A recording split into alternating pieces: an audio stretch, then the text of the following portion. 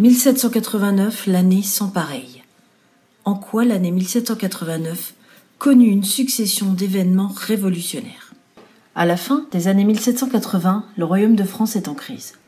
Le roi, qui a fait rédiger les cahiers de doléances, convoque en mai 1789 les États généraux au château de Versailles. Plus de 1000 députés, représentant toutes les régions de France, sont réunis à Versailles. Lors des votes, chacun des ordres possède une seule voix, même le tiers-État qui représente 95% de la population.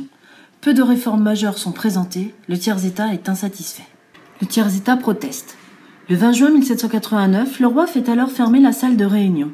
Le tiers-État et quelques députés de la noblesse et du clergé se réunissent alors dans la première grande salle libre qu'ils trouvent, qui est la salle du jeu de paume.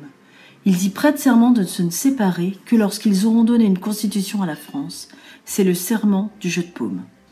Ils prennent alors le pouvoir législatif et forment l'Assemblée nationale constituante dont l'objectif est de rédiger une constitution. À Paris, le peuple s'inquiète de voir des troupes royales s'assembler autour de la ville. Les Parisiens décident alors de s'emparer des armes de l'arsenal de Paris, qui est aussi la prison de la Bastille. Le 14 juillet 1789, la Bastille est attaquée par le peuple de Paris. Les Parisiens prennent le pouvoir municipal et ils forment la garde nationale.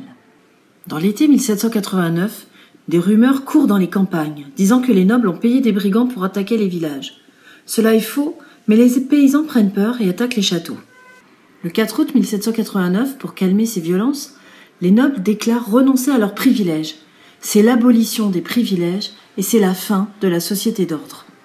Le 26 août, l'Assemblée nationale constituante proclame la Déclaration des droits de l'homme et du citoyen qui proclame l'égalité et la liberté entre les hommes. Pour la première fois, la loi déclare que les hommes naissent et demeurent libres et égaux en droit. Le 14 juillet 1790, les Français fêtent le premier anniversaire de la prise de la Bastille. C'est la fête de la Fédération.